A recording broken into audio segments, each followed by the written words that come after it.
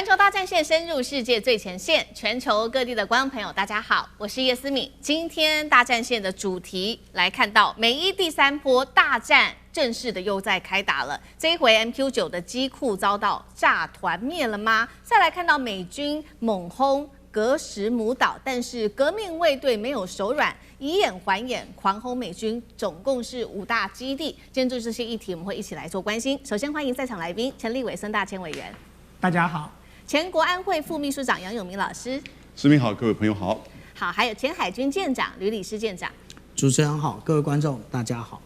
好，观众朋友，今天节目开始前，帮我们记得节目按赞，并且留言区可以希望跟我们互动，写下思敏你在哪一个城市收看，记得了。可以在留言区写下热推，或者是按下热推。今天美伊战事再次的来看到的是我们的火线话题，等一下请来宾来特别帮我们做解答。好，来看到第一个，美军呢狂轰这一次的范围，第3波攻击是格什姆岛。伊朗立刻展开了以眼还眼的一个全新的报复行动，全面反击。这一次同步出动的有飞弹、无人机之外，攻击的是美军最害怕的，一共是来到了5个美军的基地都被攻击。这场战争是伊朗把美国压着打吗？第二件事情，我们刚刚提到的嘛，美军打的是格什姆岛，在这边狂轰了12枚的飞弹，是要摧毁伊朗在这边控制全球油路的致命武器，能做到吗？第三件事情，川普希望靠着谈判降温，但是现在看起来好像油价完全没有办法停下来，失控了吗？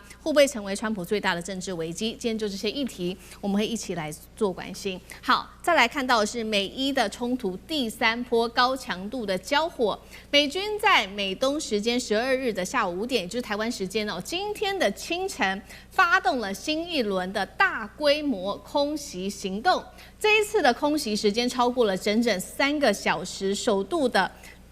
投入了单向的攻击无人艇来参战等一下会来一起看到。稍早我们先来看到呢，美军又再次把目标锁定在伊朗的波斯湾战略中心，也就是格什姆岛，一口气发动了12枚的飞弹。创下和谈以来最猛烈的一波攻势，锁定的目标我们来看到，包括了伊朗的飞弹沿海防空系统、布置雷达、暗制雷达站，还有飞弹的发射阵地、无人机基地。革命卫队在这边布阵的小型快艇群，目的是要削弱伊朗控制荷姆兹海峡的一个能力，也确保美军自己的部队、它的舰队都可以好好的在这边做布局，掌握军事的优势。但是另外一边，美军才刚炸完，我们刚刚提到的伊朗这一次发动的叫做以眼还眼的一个行动，光是这名称听起来就已经很可怕。我们来看到具体内容。它炸的包括了5国的美军基地，现在来看到包括了在科威特的美军基地。这边呢，它攻击的爱国者防空系统、长城预警雷达、约旦的美军基地。这边有许多的这个 MQ9 死神无人机在这边都放置的一个重要机库。再来阿曼的这个美军设施攻击它的航母后勤支援中心跟加油平台。最后是卡达的美军基地，瞄准的是战机的维修中心伊朗放话，过去美军的 MQ9 死神无人机都是在天空被击落的，这一次你是连停在机库里面都变得不再安全了。今天节目一开始来先请教委员怎么看了伊朗的这一波全新的攻势，又快又猛，现在跟美军看起来是在比一场耐力战谁会先撑不住呢？美国在这样子双方看到这个伊朗跟美国不断的消耗之下，真的占得到便宜吗？委员怎么看？对，这就是我们提到的这个地缘政治的关键问题嘛。地缘政治讲的就是地缘2个字这个是永明兄是专家了。那什么叫地缘呢？如果用白话文讲，叫做主场优势啊。就是美国是千里迢迢的跑到这里去打伊朗，伊朗就在自己家门口跟美国打所以伊朗完全是有主场优势的。在这个主场优势之下，我们已经提过了，所有相关资源的调动美国相对来伊朗来讲都是非常辛苦的。所以伊朗非常聪明啊，伊朗在跟美国在这一波的这个冲突过程当中，他就只要精准的把美国在这个中东地区的这10几座基地再扫一遍，然后来把相关的设施再进行一次全面的打击。那么，然后呢，甚至用这个大量的飞弹去攻击美国的航母的这个舰队，让这个航母不得不往后撤退。那在这种情况之下，美国接下来的兵力调度就会发生困难了。所以其实我刚才看到是5国被打击的时候，我心里在想说，沙烏地阿拉伯这是变聪明了，他一定私下跟伊朗有什么样的协议所以从打到现在开始你没有看到沙烏地阿拉伯跟阿拉伯联合大公国在被打了那么在这种情况之下，接下来你说中东的这些国家还敢让美国去使用它的基地去攻击伊朗吗？那就算敢，那些基地也不敷使用了，没有了这些基地，美国的兵力该怎么调度呢？所以这是对伊朗来讲，第一个就是主场优势。第二个，它是一个不对称的战争。刚才这个思敏告诉大家说，这个美军动用了这个十数枚的飞弹，战斧飞弹去攻击这个伊朗的相关的设施跟岛屿。可是，一枚战斧飞弹是150万到200万美金啊，它光打这一波，它的这个消耗掉的这个战争的费用就可能是几千万美元了。还不要讲说，如果这个战争每天都教训一次伊朗，这个美国的国力再怎么强盛这样的消耗下去，对美国来说也不是一个聪明的决定。可对伊朗来说不一样啊，它可以用低成本的饱和式的打击去对付美国，或者去消耗掉美国的这个防空飞弹的这个实力所以在这个情况之下，对伊朗来讲，他好整以暇的在自己家门口用低成本的武器跟美国来做周旋，他基本上要在这个战场上，他是占尽了优势那你更不要讲最后一点就是战争的韧性问题了。对，美国的人民有多少愿意打伊朗的？美国人民现在反战的声浪非常高，大部分人都不主张去打伊朗的。可是伊朗不一样伊朗是全民同仇敌忾。大家看看哈米尼的丧礼，从7月4号到7月9号这6天的时间，经过了伊朗跟伊拉克什叶派的5个圣城，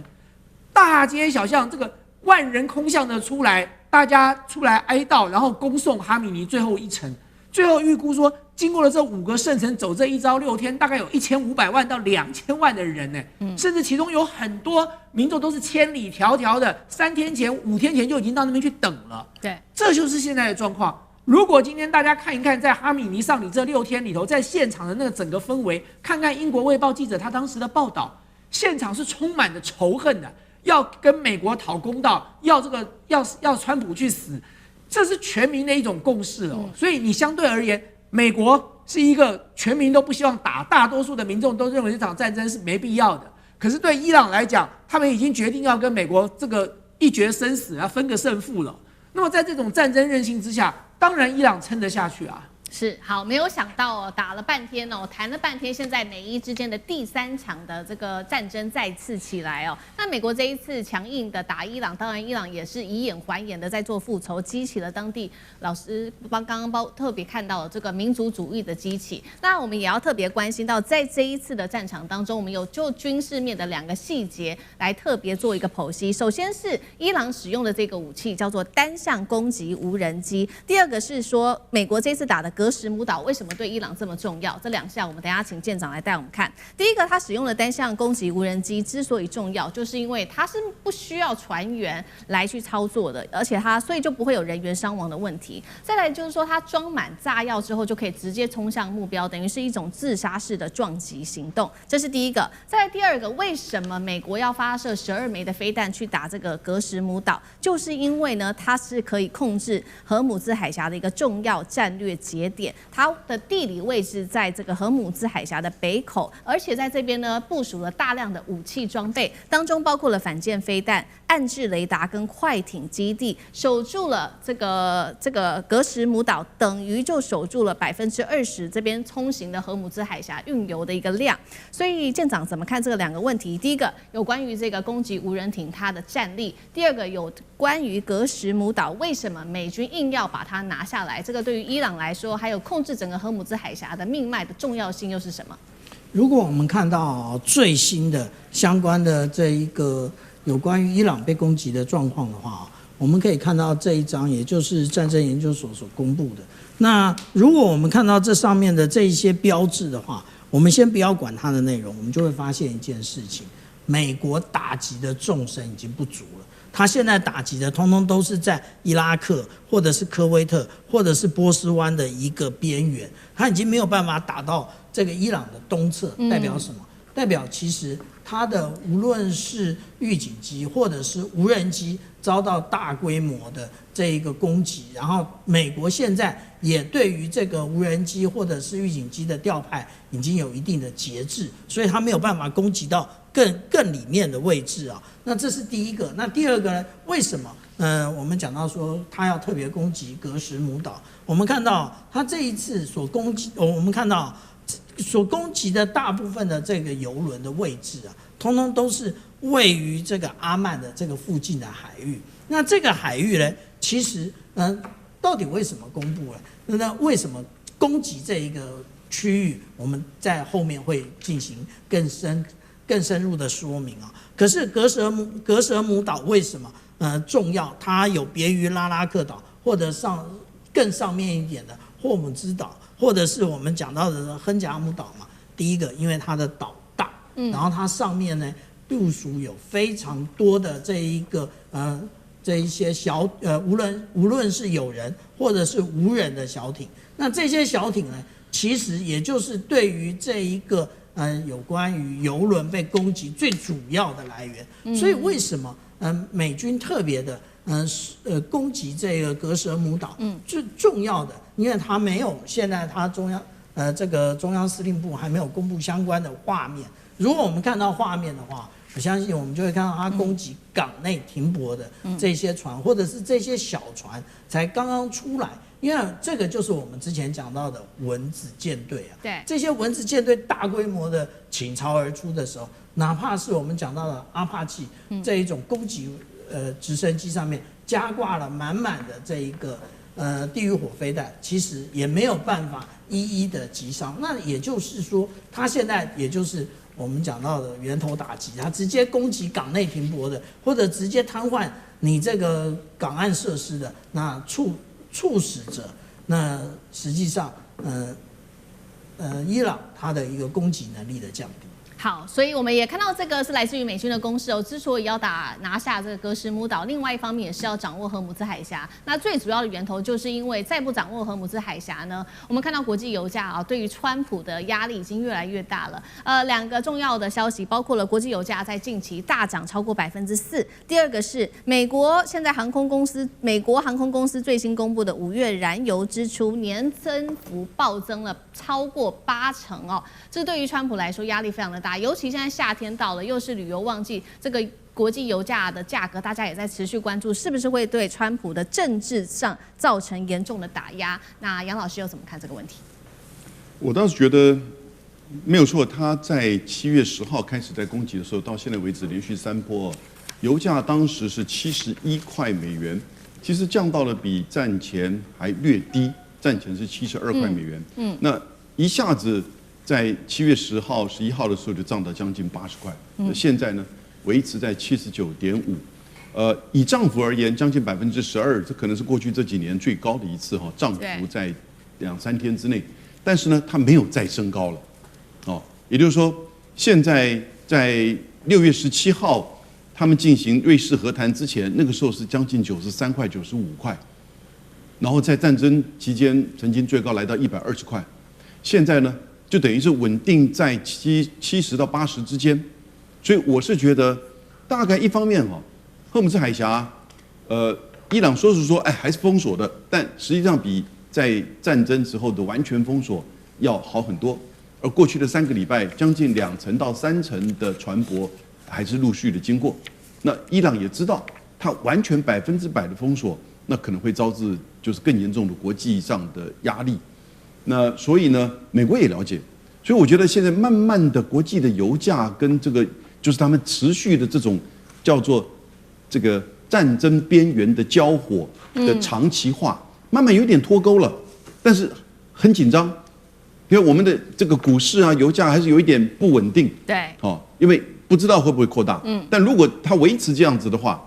也就没有变成一个地面战或者是全面战，我觉得这2种都不太可能。那它现在变成一种消耗战，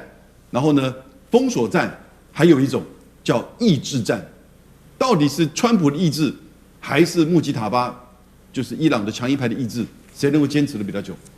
我个人认为，川普认为他坚持的比较久，但是我们过去的经验告诉我们，川普可能已经变了，它随时会变。因此，这个时候啊，我在看这个问题的时候，我倒觉得不单纯只是在谈判过程当中针对浓缩铀啊，或者是另外一个最重要的就是赫姆兹海峡的通过，这两个上是最关键的。我根本认为，美国的建制派已经认为，在谈判之后，不管这两个问题怎么处理，基本上伊朗崛起了，伊朗它对中东的影响力增加了，它对海湾国家的这些影响力增加了，伊朗对于赫姆兹海峡的这种掌控，直接间接就影响到它对海湾国家的影响，而连美国那样一个军事强权都战争打不下来伊朗对赫姆兹海峡的掌控，所以他现在基本上其实就要去持续的跟伊朗去拖，消耗它，避免伊朗真的在战后或者是某种程度的协议达成之后，就快速的崛起，成为美国没有办法再次去就是说耗损的中东的强权。那这样子的一个变化，其实对于美国在中东的地位、以色列的安全都会有很大的影响。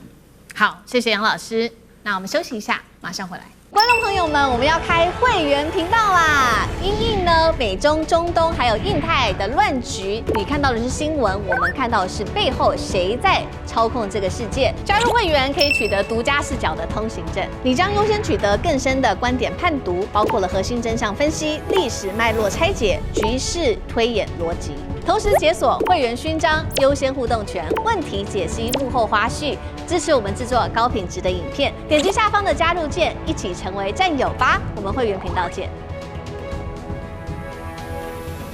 伊朗的复仇名单正式的出炉，等一下会看到有哪一些元首的大头的名字被列在这个复仇名单当中哦。尤其现在要特别关注的，川普成为了头号的猎物。但是呢，在此刻，美国情报单位反咬说，这样子透露说这个伊朗的复仇名单的是以色列在设局的吗？今天就这些议题，我们会一起来做关心。好，我们现在看到呢，美伊冲突除了我们刚刚特别看到的飞弹互射之外，也正式的升级成另外一场斩首战、心理战、代理人战全面开打。我们要看到现在呢，伊朗的最高领袖哈米尼先前不是遭到了这个美以之间的联手空袭之后，现在呢最新的伊朗目前最高领袖。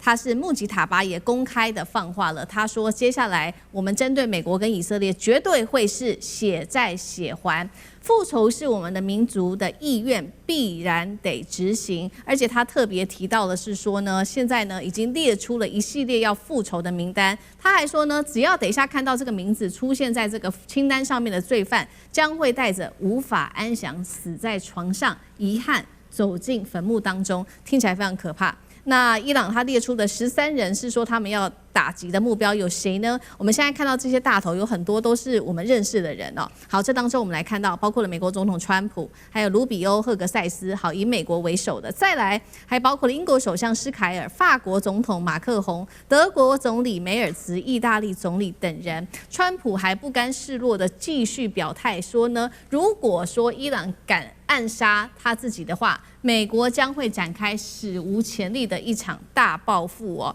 甚至还说呢，已经准备好了千枚的飞弹，瞄准伊朗，必要时1年内就可以把伊朗内所有境内的目标，他们的锁定的目标都给打烂，都给摧毁。但是问题来了，川普真的，我们来研究一下法律，真的有办法这么做吗？因为依照美国的宪法第25条修正案，还有总统继任法，也就是说，如果说总统一旦在美国被杀害的话，接下来的权利也就是会由川普直接交给副总统范斯。但是呢，他要不要继续打伊朗这个问题，其实是由新任的政府，也就是范斯可以自己来做决定的。好，今天节目一开始特别请教委员怎么看了这个哈米尼遭到美军斩首之后，伊朗立刻公布了我们刚刚看到13个要猎杀的名单哦，这是准备要展开斩首报复，还是伊朗只是吓美国？这是一场心理战呢？现在是连川普自己都担心自己可能被斩首了，委员怎么看？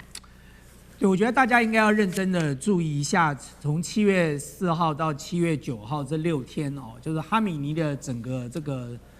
丧礼的过程哦。那么这个过程当中，我刚才跟大家提到的，他不仅是在伊朗，他还到了伊拉克，到了什叶派的圣城。所以他从伊朗跨境到伊拉克，总共走了5个圣城，包含伊拉克。所以在伊拉克的圣城里头，你看到现场的场面，不是只有伊朗的国旗，还有伊拉克的国旗在那里。所以他现在已经是几乎成为整个什叶派大家同仇敌忾要求这个西方势力要血债血偿的这种压力了。那么甚至呢，我们看到了一些网络上传的一些影片，当然我不晓得真实性是不是真的。阿拉格旗走在路上就有被民众丢石头所以这代表说，在那个氛围之下，然后全场这个1500万到2000万在这6天这个来送葬的民众里头，大家捶胸顿足的痛哭，然后要求对美国一定要血债血偿，要死战到底所以这等于是对伊朗来讲，它是经过了另外一场的在大家全民的心理动员就大家认为说这场战争我们就不惜一切代价都要跟美国分个胜负，甚至连主和派他们都不愿意接受，为什么要跟美国谈就一定要叫这个打垮美国，叫川普去死，现在几乎已经成为伊朗全民的共识了。所以在这种情况之下，主战派的势力抬头了，那么当然这个你说这个穆吉塔巴还有他周遭的这个革命卫队的官员，这些人现在是掌握了实际的权力所以他们必须要有所动作所以这个所谓的13人名单这样的公布出来并不意外，因为基本上都是一个全民期待的情况之下，大家去看一下那个画面跟这个媒体采访的这个镜头，那个签的那个布条就直接是川普去死所以基本上主战派必须有动作，那么才能让民众的这个怒火至少大家可以知道说政府看到了有一个宣泄的这个方向那么第二个重点来了。第二个重点就是川普还是活在他那个迪士尼的那个乐园里头。就川普看到那个画面之后，川普说：“哇哦，我不知道原来哈米尼这么受民众的欢迎，我以为大家都想要推翻他。”然后接着他看到媒体播放了这个民众在那里哭的画面，他说这一定是假哭。川普连到现在这种话都还讲得出来，你就知道川普是活在一个什么样的平行时空里头他永远是在那个自我陶醉、自我催眠的世界里头。但是关键问题来了。今天他列的这13个人的名单里头你说他会不会真的执行我不知道，那也许有可能。可是在现阶段也许这13个人的名单里头，可能他自己还要列出一个优先顺序就比如说他把欧洲的这个国家领袖都放进去了，其实欧洲的国家领袖并非全部都支持美国去打伊朗的他们也并不见得每一个国家都有把基地借给美国。但是有几个人是当然要排名要排前面，比如说美国的那几个人里头，赫格塞斯至少要排在这个卢比欧前面了，因为卢比欧本来就在白宫开会的时候就已经不买单了，他已经觉得这个纳坦雅胡是来鬼扯的。对，所以呢，纳坦雅胡才是导致这场战争最重要的这个起始者跟主导人嘛。那么第三个就是说，川普讲说，如果他被暗杀了，这个美军就会开战了。就像刚才思敏告诉大家的，美国是有宪法的，美国有法律的，美国有相关的制度他如果被暗杀了，那么就是 JD Vance 去当了总统。那至于要不要打，那就要看 JD Vance 跟其他的这个国会议员要做出什么样的决定了。所以你说川普自己把自己想成了 king 想成国王，说他一旦被暗杀了，不啰嗦，全美1000枚飞弹就要把它射出去了，就跟这个伊朗拼个不死不休了。川普的想法太天真也太不切实际了。但是我要强调的问题是，为什么我不认为伊朗在现阶段一定会动手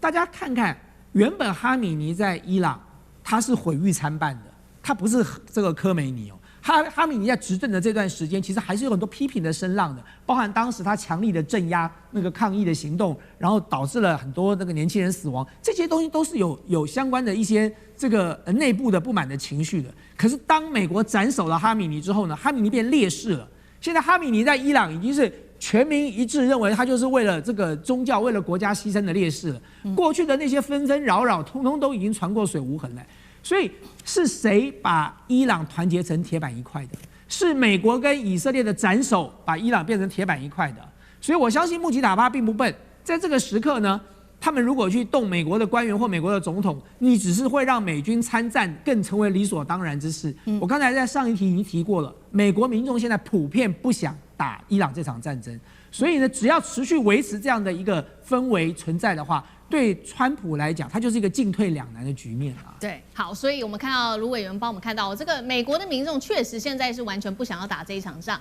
其实呢，川普顺应民意，他也其实不想要打这一场仗。那现在看起来最想打这场仗的人还是以色列总理纳坦雅胡。所以呢，现在来自于 CNN 有一个最新披露的消息，他说，我们刚刚不是谈了吗？伊朗要暗杀川普，他们说呢，这个不是美国自己情报单位得到的消息，是他们认为是以色列刻意释放的消息，为的就是纳坦雅胡他要阻止川普对伊朗让步，同时间呢，纳坦雅胡希望延续自己的政治生命，因为呢，现在有2个民调其实都对纳坦雅胡相当的不利。第一个是以色列内部的民调，90%民众认为伊朗才是目前战争的最大赢家，这个是自己内部的民调。那纳坦雅胡的支持率从40%跌到了剩下29%。第2个民调是有关于美国对以色列的一个民调，他们说呢，民主党支持以色列的比例已经从2018年当时的高点达到60%，现在掉到只剩下2%了。另外一件发生的事情更扯了，就是民主党的众议员罗康纳日前他赴约到约旦河西岸考察，结果呢，没有想到在这半路上遭到以色列的屯垦者持 N4步枪包围，而且挟持时间超过1个小时，重挫了以色列的形象。有关于以色列目前他的想法到底是什么？这个暗杀行动是不是以色列故意释放出来的？还有就是这一场挟持行动，怎么看？以色列到底在做什么？杨老师，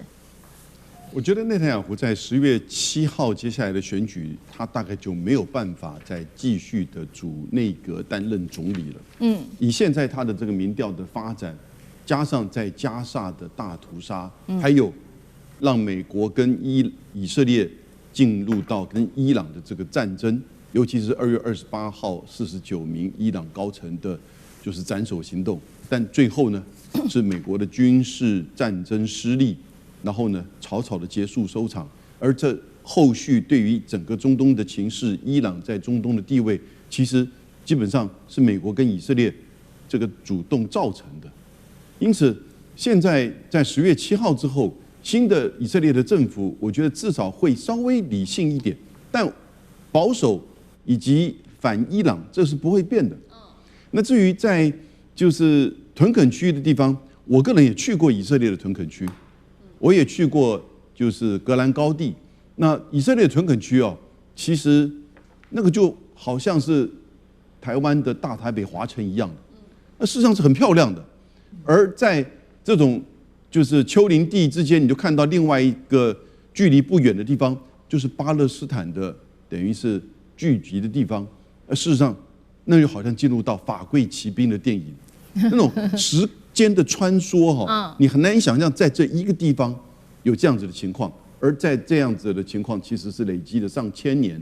他们这几乎是不毛之地的历史、文明、宗教的这种斗争。所以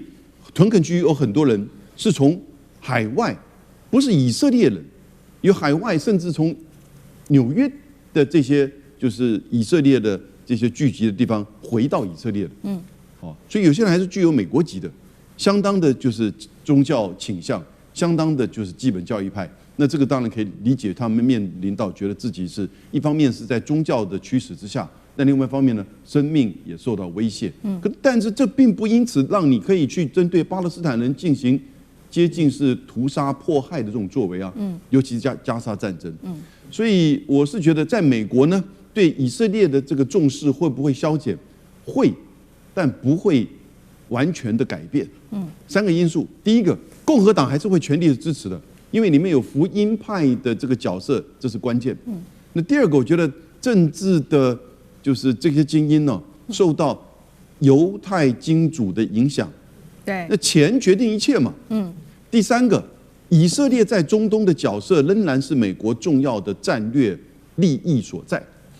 所以他不会完全是放弃以色列。那当然，他不会再去发动一次大屠杀，或者是对伊朗的全面战争。但是呢，对于以色列的安全，我觉得他们会还是持续的重视的。好，这个是我们持续看到这个美国跟以色列持续的强势的对伊朗做出最大的施压。那伊朗就说了，这个13人的报复名单我们都列好了，就看接下来怎么做。这个是在军事伊朗的威胁。第二个事情是在另外一个层面，就是经济上，伊朗同样对美以持续的施压。那施压的点就是锁住最新消息，我们都知道，伊朗现在把这个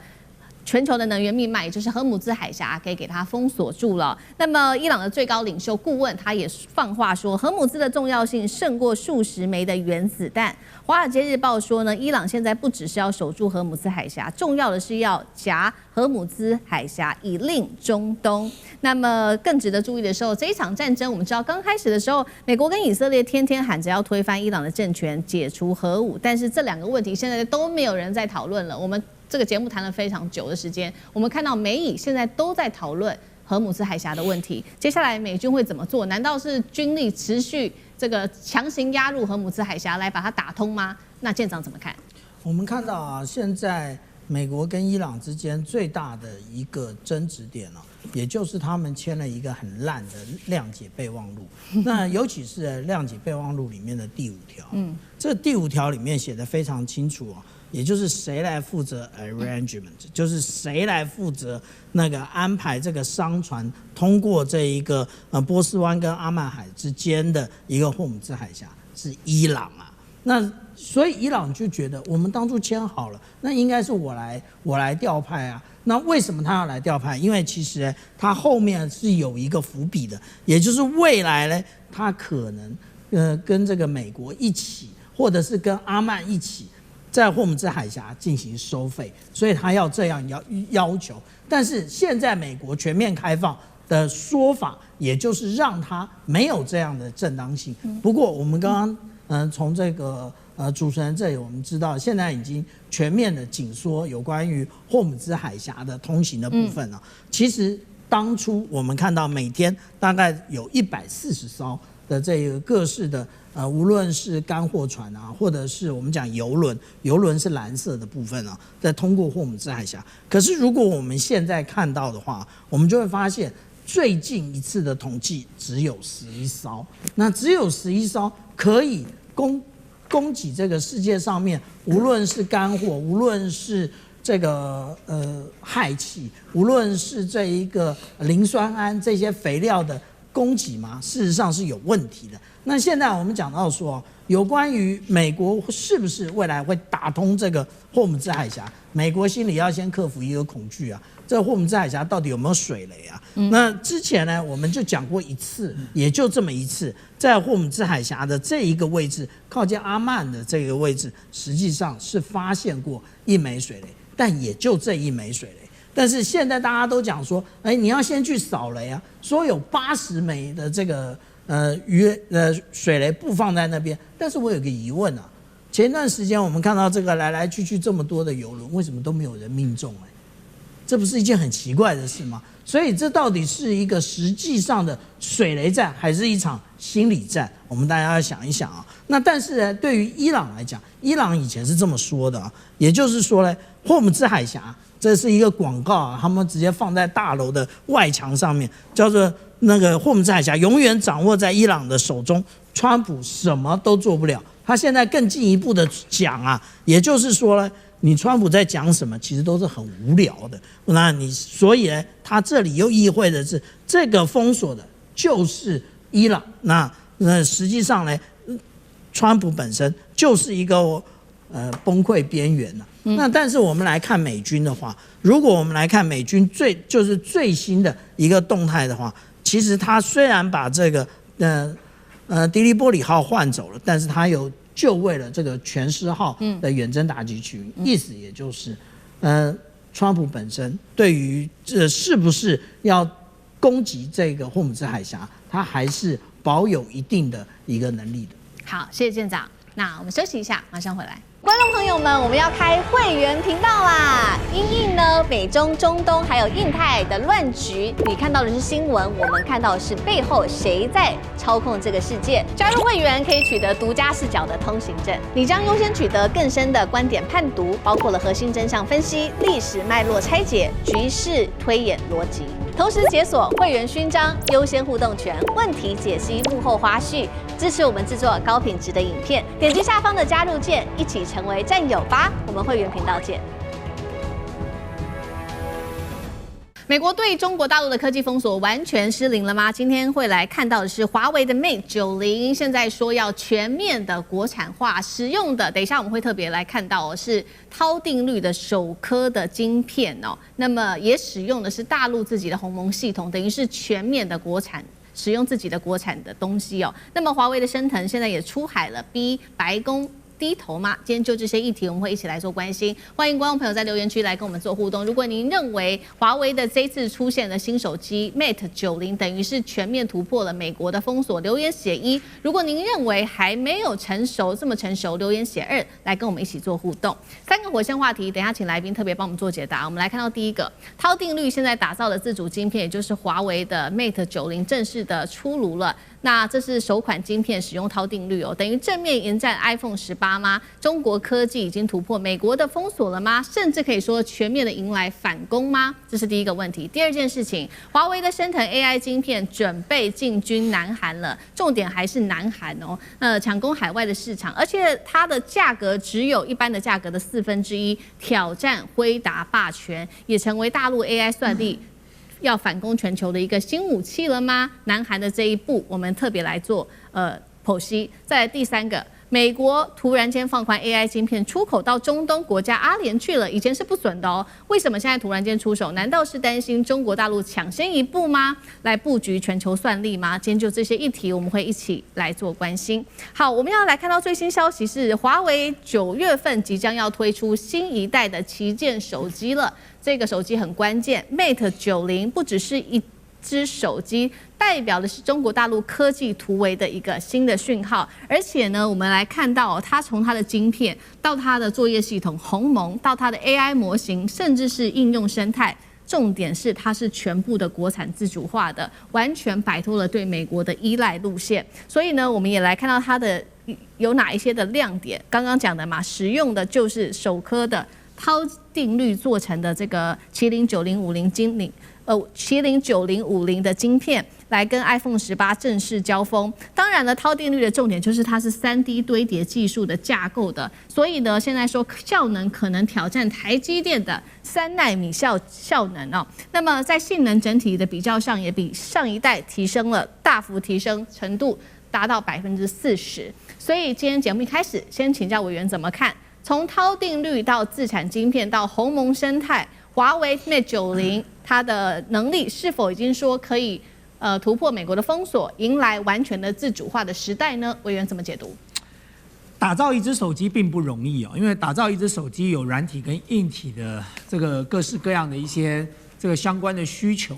那么这一次，我觉得 Mate 90之所以引起大家外界高度的关注的原因，是因为它已经可以走向全国产了，也就是所有的硬件跟所有的软体都不需要依赖这个来自于美国或者是来自于西方其他国家，就中国大陆自己就可以搞定了哦。所以一只手机它内部牵涉到太多的这个各式各样的细节的工艺或者是一些重要的技术。但是华为的 Mate 90能够这样推出来，就代表说它基本上在过去这些年来，他们的努力已经得到了一定的成果了哦。那么简单的跟大家讲一下这个华为的这个 Mate 90的几个重要的这个亮点哦。当然第一个，它主要是用了麒麟的9050的晶片做它的标准款哦，然后9050P Pro 做它的这个高阶款。然后呢，这个麒麟的9050系列是完全按照涛定律的这个原则来进行打造的。那么什么叫做涛定律哦？就各位知道，以前大家在做晶片的时候，我们为了希望让效率提高，所以我们一直都是在平面上把尺寸缩小，这叫做几何缩微啊。就是我举个最简单的例子，就是我们今天盖了一个4合院的房子哦，左厢房跟右厢房很远了。那为了要让距离近一点怎么办？想办法把这个中间的相隔的这个什么大厅变小一点哦，然后这2个房子就可以近一点了。那这是过去的操作模式。可是问题是，过去的这种所谓的这个几何缩微，就是我们最常听到的叫做摩尔定律哦，说每2年这个尺寸就会变小1半。但是已经遇到了物理极限了。物理极限就是你到了2奈米跟1奈米的时候，已经太小了，你那个电晶体都几乎要跟原子一样了。那你究竟该怎么解决？然后呢，那么小那么紧密哦。在传递上会出现很大的问题。所以其实摩尔定律已经走到瓶颈了。而华为很厉害的是，在这个时刻他提出了涛定律。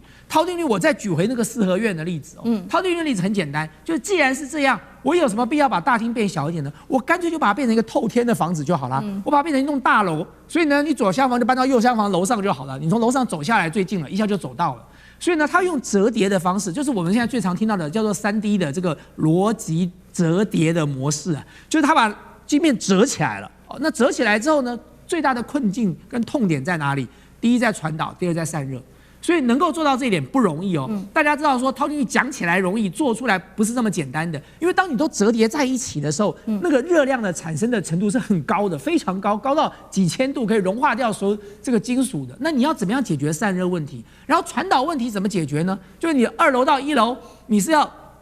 这个爬楼梯爬得累得半死，还是你有个电梯可以直达？所以这是传导的问题。那么这次看到的这个麒麟9050之所以引起外界高度关注，是说原来涛定律只是在讲，可是现在涛定律已经正式的成型，而且已经可以正式的生产出来了。是，所以这一点才是Mate 90最重要的一个这个大家所关注的重点。那么第二个大家关注的重点是什么？各位知道，在做折叠屏的手机有2个重要的工艺。第一个工艺就是那个铰链，因为折叠屏如果3折，就代表是3片要折起来那个铰链要怎么折，不会把那个屏幕折断？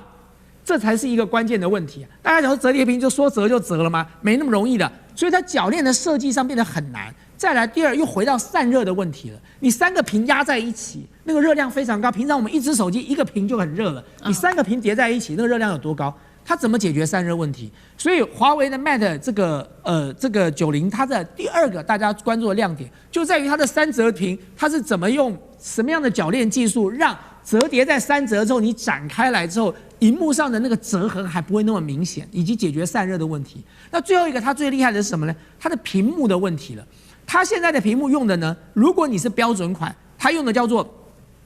微挖孔就孔挖的很小的 OLED 的直屏。可是如果你用的是高阶款那不得了了，它用的是无开口的全面屏，而且是用 double 的双层的 OLED 所以在峰值的亮度跟在寿命上都会比一般长很多。因此，这个我刚才提到的，就是简单的帮大家介绍一下 Mate 90在这些亮点上，当然外界对于 Mate 90就这个投注很高度的期待，这也代表了华为的这个手机生产的工艺以及包含晶片生产的工艺能够真正的上线。好，所以这个华为最新推出的这个 Mate 90几个亮点呢，就是它的晶片首次的使用涛定律，而且重点是已经完全的商业化，不再是一个理论的基础。然后呢，再来就是说它本来有的一些比较困难的一些困难点，包括像是传导跟散热的问题，也都完全的被解决了。是不是等于中国大陆已经完全突破美国封锁，走一个完全自主的时代？那杨老师又怎么看？我觉得分几个层面呢。第一个在技术突破上面我觉得是做到了，而且它这个技术突破还走了完全不同的路，还这个刚才大千委员所讲的，也就是说涛定律它解决了一方面是摩尔定律的困境，对，那另外一方面呢是晶片制造的一些成本的问题，那所以它以较低的成本，如果这个 Mate 90出来的话，它其实是有全球攻占的这种效益，那如果说它更进一步，将来真的能够达到2奈米的效益的话，那台积电所做的，或者是美国 Intel 所做的东西，那是不是也会受到挑战？那第2个层面是生态的问题。所谓的生态，就是这个鸿蒙体系跟 Google 体系。我个人觉得这是一个现在呈现到双体系的竞争的状态。那这种双体系的竞争，我觉得也蛮好的，但是呢，鸿蒙体系显然在华为的这种主导之下呢，以及中国大陆的市场，还有全球南方的市场，那我觉得会越来越扩大。那将来会不会像是韩国、日本也会有这样子的空间？对。那我觉得其实就要观察这种双体系的竞争，也就是鸿蒙跟 Google， 这过去难以想象的，美国就觉得我是这个吃尽天下，然后呢，你最多能够就是说，跟我收一点这个费用。没有想到，在美国的科技战情况之下，华为不只是技术的突破，它在生态体系上，也就它会牵扯到几百几千个 APP，那因此呢，这个是很重要的突破。那最后一点，我觉得这个地缘政治还是一个最大的考量，因为美国进不去，所以美国这个最大的市场你进不去，它是地缘政治的刻意的封锁。但我觉得倒过来，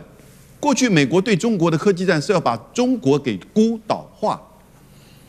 现在美国自我孤岛化了，对，自己把那个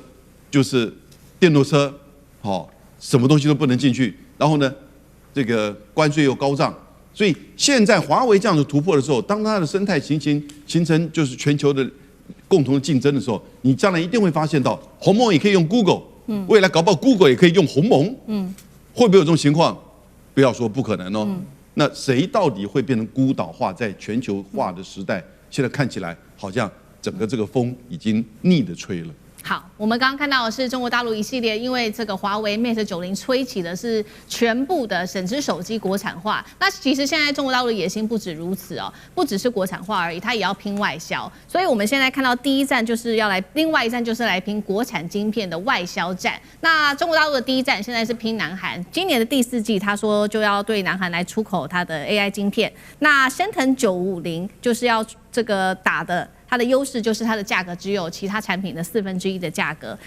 这个是一个部分。第二件事情是中国跟美国是不是也要一起来竞争在中东这边的一个市场呢？因为呢，美国突然间放宽了一个消息，他以前不卖晶片给这个中东国家的，现在说他要把晶片卖给阿联，而且现在来自于外界的解读说，华府是不是担心，如果再不卖的话，中国就会抢先一步了呢？当然了，卖晶片给阿联这个动作引起了美国政界的2个不一样的一个看法。有人认为这件事情是好的，我们先来看到民主党议员说，这个交易是不好的，这个是一个腐败的交易，根本就是只是有利于川普的加密货币的利益。但是也有白宫的 AI 加密货币的负责人，他认为说，你现在再不卖晶片给波湾的话，很快中国大陆就抢进这个市场了。尤其现在阿联跟中国合作的范围不断的提升，从能源到 AI 科技、数位经济、高科技产业，所以是不是因为美国现在急了，赶快卖晶片给中东呢？舰长怎么看？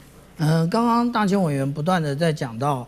华为手机啊，我手上正好有一个双折哦，太好了。那这个双折机呢，其实用了快要2年了，我们就可以看到中间其实并没有什么折痕啊，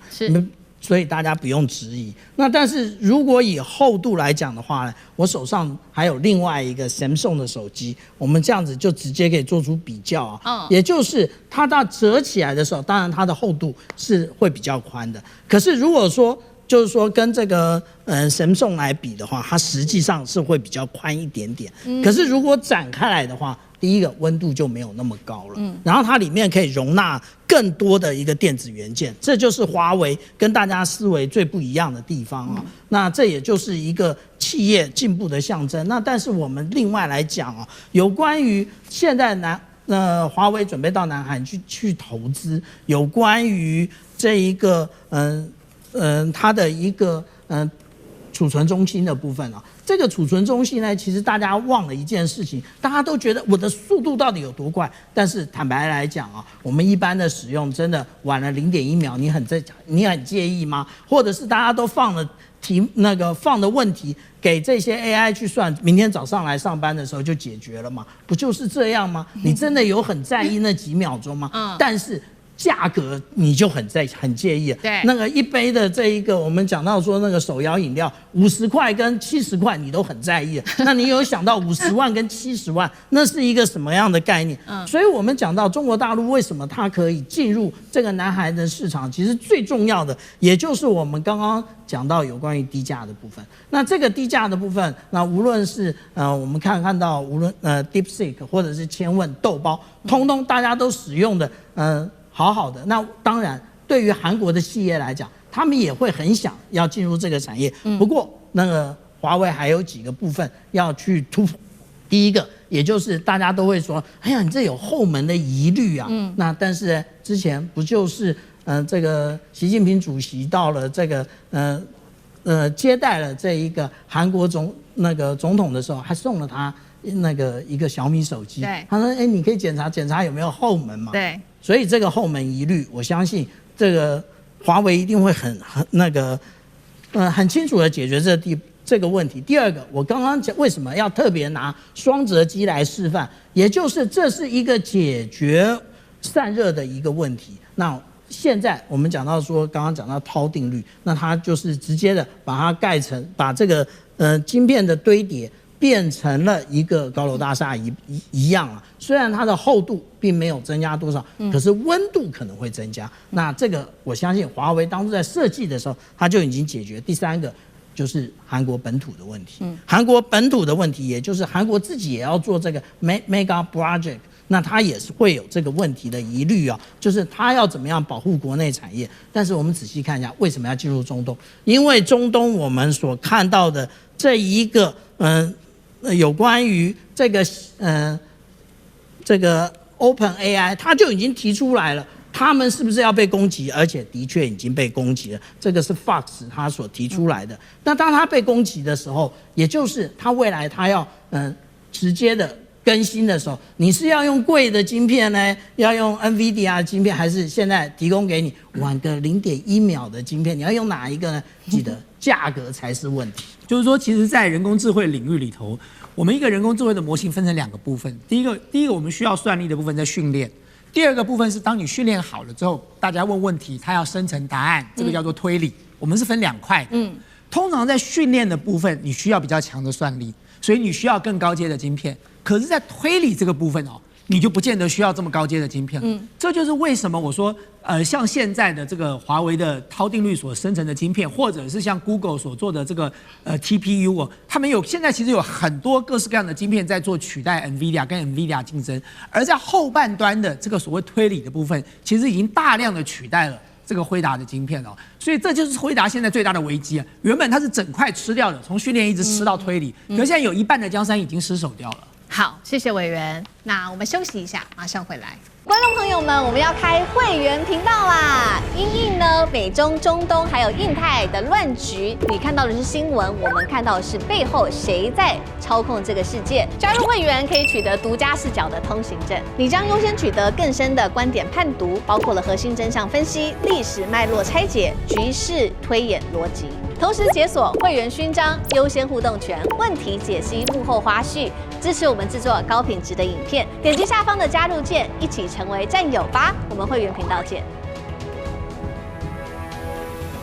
南海10年大翻盘吗？中国大陆输了官司，但是赢了控制权吗？14国现在力挺菲律宾，却挡不住。我们等一下会来关心中国大陆的海上战力，包括了076四川号亮剑之外，还有各艘的海警。还有海上民兵全部压境，国际法敌不过军舰。今天就这些议题，我们会一起来做深入剖析。好，有关于南海的攻防，目前欢迎观众朋友留言跟我们做讨论。如果您认为中国大陆比较占据优势，留言写1；如果您认为美日菲等国比较占据优势，留言写2，跟我们一起做讨论。10年前我们会来关心到的是这个海牙的仲裁法院一纸裁决否定了中国大陆的9段线在南海的这个法律依据，但是最新消息我们要来看到10年之后，美国跟这个英国、日本等14个国家又再次的出手了，他们这一次再次的发布了联合声明，重申他们不承认中国大陆在南海这边的主权主张，而且是力挺菲律宾的到底的。好，现在看起来菲律宾说，确实啊，我们国际仲裁打赢了，但是为什么南海局势却看起来对我们越来越不利呢？尤其是在捕鱼的环境比10年前还要更糟糕。他们就指出，中国大陆包括呢，它不断的在黄岩岛、仁爱暗沙还有仙碧礁这边实施海警、海上民兵的常态化的压境跟巡弋，实际控制力怎么跟10年前相比是大幅的提升了呢？中国大陆继续的出手，它最新公布首次的黄岩岛完整的一个证据链。环球时报这边特别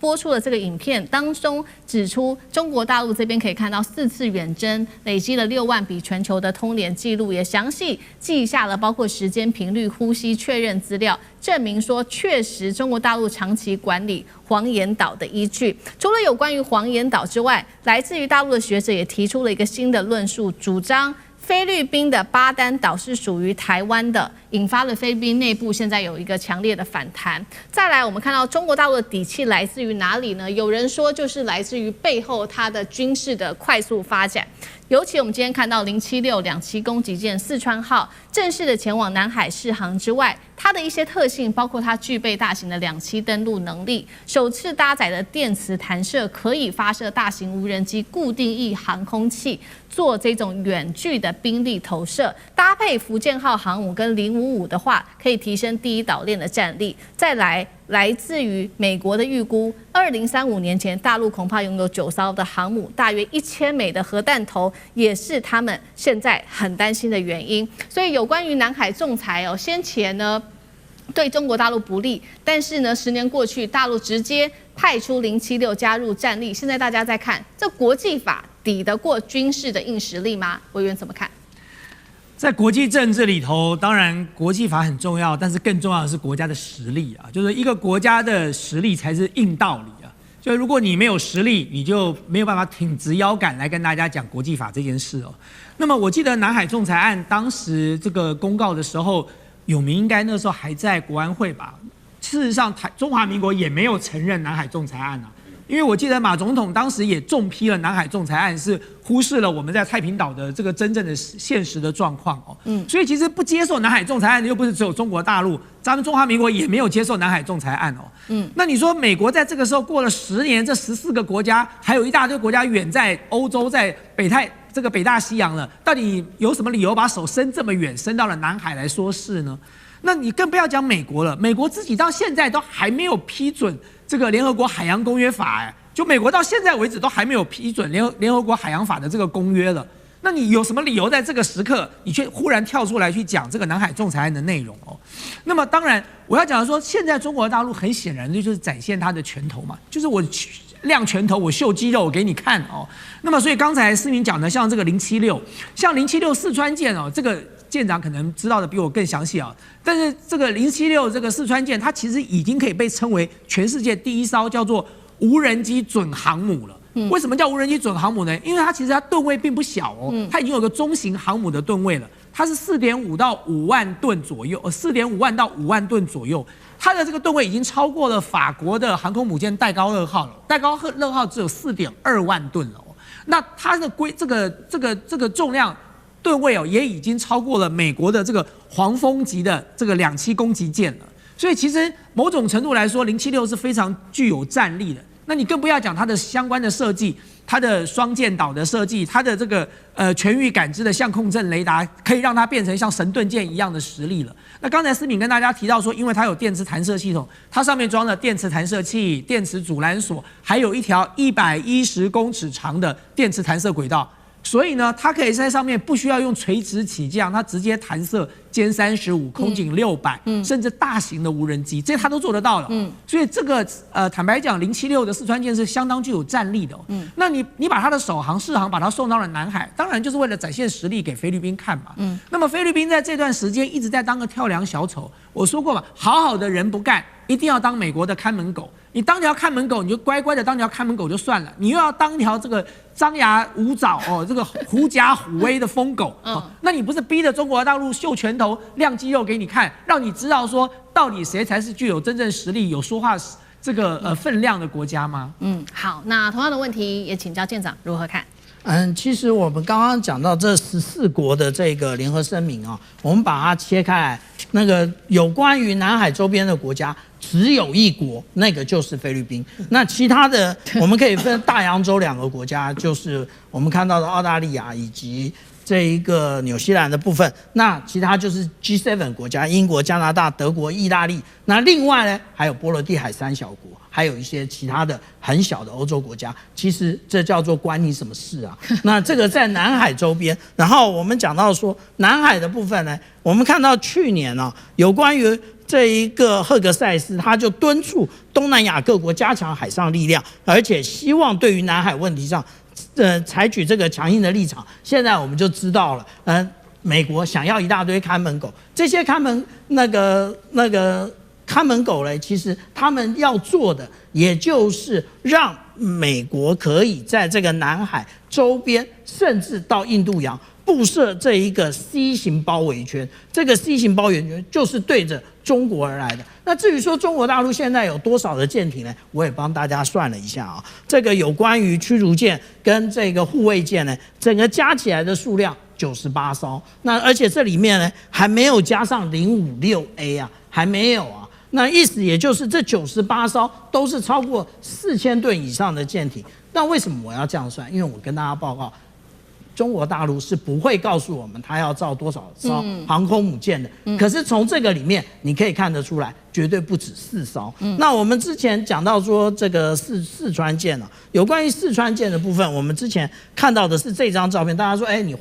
你开始画线了。已经不是这一个一个倒三角，但还有人说，这黄色的线很有趣啊。那个时候我就说，那个黄色的不是线，为什么？因为它就是一个我们看到的警示的那一个黄丝带。那为什么要这样子？因为为什么我这样研判？因为我们这样讲啊，刚刚大家都认为它上面只能放这一个无人机，其实它应该可以弹射歼35。那如果它可以弹射歼35，你觉得歼35的飞行官，那他要认识这个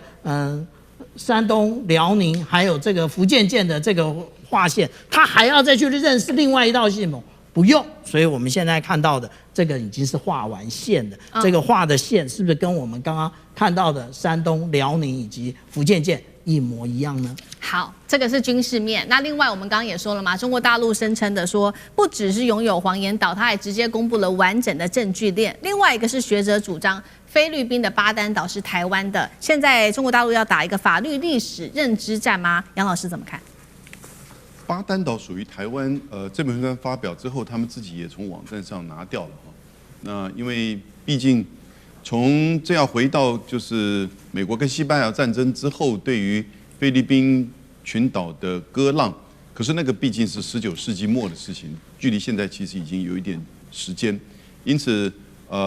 中国大陆是有一些学者希望提出一些这样子的作为，但我觉得目前并不代表中国大陆的这个政府的立场。是，整个2016年的就是南海仲裁案，它是一个至死无效、对中国无法适用的，它是一个法律的偏锋之下找的一个就是设定好的一个陷阱，我根本就那么认为。仲裁，对不起，有一个国家至死不参加，你怎么叫仲裁呢？而且通常国家有认责决定。